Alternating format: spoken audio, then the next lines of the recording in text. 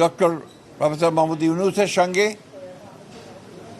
আমাদের বাংলাদেশ জাতীয়তাবাদী দলের ভারপ্রাপ্ত চেয়ারম্যান জনাব তারেক রহমানের যে বৈঠকটি সরকারের অর্থাৎ প্রধান উপদেষ্টার আমন্ত্রণে অনুষ্ঠিত হয়, প্রায় 2 ঘন্টার এই বৈঠক নিয়ে গোটা জাতি আপনার উৎকণ্ঠার সঙ্গে অপেক্ষা করছিল।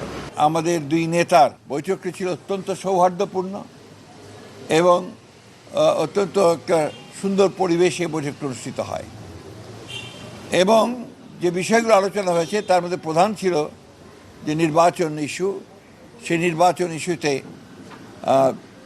জনাব তারেক রহমানের যে প্রস্তাব, যে নির্বাচন যে ঘোষণা করা হয়েছে আপনার এপ্রিলে, যেটা প্রধান উপদেষ্টা ঘোষণা করেছেন, সেটা উপযুক্ত সময় নয় বিধায় তাকে পিছিয়ে নিয়ে আসা। এবং সেই ক্ষেত্রে আমরা অত্যন্ত আনন্দের সঙ্গে গোটা জাতি আনন্দের সঙ্গে লক্ষ্য করলো যে আপনার এইটাতে প্রধান উপদেষ্টা সম্মত হয়েছেন এবং তারা ফেব্রুয়ারির মাঝামাঝি সময়ে নির্বাচনের সময়সীমা নির্ধারণ করেছেন। আমি বলবো যে জনাব তারেক রহমান সাহেব আবার প্রমাণ করলেন যে তিনি বাংলাদেশের এই রাজনৈতিক যে দলগুলো রয়েছে সেই দলগুলোর নেতৃত্ব যারা দিচ্ছেন, তাই সেই নেতৃত্ব যারা দিচ্ছেন তাদের মধ্যে নিঃসন্দেহে রাষ্ট্রনায়কোচিত যে গুণগুলো তার মধ্যে রয়েছে সেই গুণ তিনি প্রমাণ করেছেন। প্রথম একটি বৈঠক যেটা সত্যিকার অর্থে গোটা জাতি অত্যন্ত উদ্বিগ্ন ছিল, সেই বৈঠকটিতে তিনি আল্লাহর হুকুমে সফল হয়েছেন।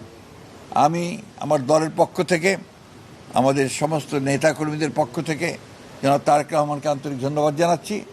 সেই সঙ্গে আন্তরিক কৃতজ্ঞতা জানাচ্ছি প্রধান উপদেষ্টা প্রফেসর ডক্টর মোহাম্মদ ইউনূসকে, যে তিনি অত্যন্ত বিচক্ষণতার সঙ্গে এই সভাটিতে জনাব তারেক রহমানকে আমন্ত্রণ জানিয়ে একটা যে স্টেলমেট ছিল, একটা যে আপনার সব কিছু অনিশ্চিত অবস্থায় চলে গিয়েছিল, সেই অবস্থাটাকে কাটিয়ে তিনি জাতিকে এই 2 নেতা আবার সামনের দিকে আশা নিয়ে এগিয়ে যাওয়ার স্বপ্ন দেখিয়েছেন।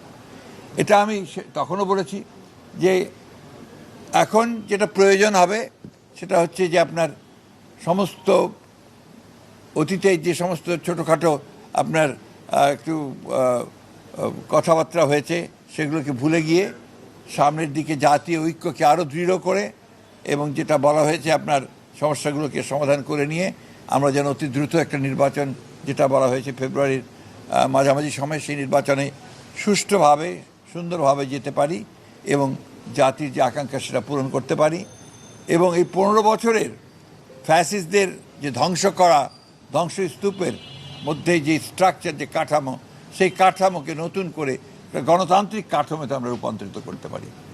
এই বিষয়টা সবচেয়ে গুরুত্বপূর্ণ যে আমরা প্রায় 15 বছর পরে একটা গণতন্ত্রে উত্তরণের একটা আমরা সুযোগ পাচ্ছি। গণতন্ত্রের যে ট্রানজিশন টু ডেমোক্রেসি, যে কথাটা আমি বারবার বলেছি, সেটাই একটা নিশ্চিত আমরা সেই দিকে এগিয়ে যাচ্ছি। আমি এই সঙ্গে আজকে সত্যিকার কথা বলতে কি সবচেয়ে বেশি স্মরণ করতে হয় আমাদের সেই সমস্ত শহীদদেরকে যারা জুলাই আগস্ট মাসে তারা অধিকার আদায়ের জন্যে তারা তাদের প্রাণ দিয়েছেন, প্রাণ দিয়ে সেই পরিবর্তন ঘটিয়েছেন, ফ্যাসিস্টকে পরাজিত করে তাকে পালিয়ে যেতে বাধ্য করেছেন এবং বাংলাদেশের মানুষের জন্য একটা নতুন সম্ভাবনার সৃষ্টি করেছেন। চতুর্দিকে একটা অনিশ্চয়তা ছিল এবং অনেকে অনেক কথা বলছিলেন বিভিন্নভাবে, কিন্তু আজকে এই 2 নেতা প্রমাণ করলেন যে বাংলাদেশের মানুষ এখনও প্রয়োজনের সময় ঐক্যবদ্ধ হতে পারে, নেতারা নেতৃত্ব দিতে পারেন এবং সেই হিসাবেই বাংলাদেশের মানুষ সামনের দিকে এগিয়ে যাবে। একটি কথা আমাদের সবসময় মনে রাখতে হবে যে গণতন্ত্র কিন্তু একটা দিনের ব্যাপার নয়। গণতন্ত্র হচ্ছে একটা চর্চার বিষয়, এটা একটা কালচার। সেই কালচারটা আমাদের মধ্যে গড়ে তুলতে হবে।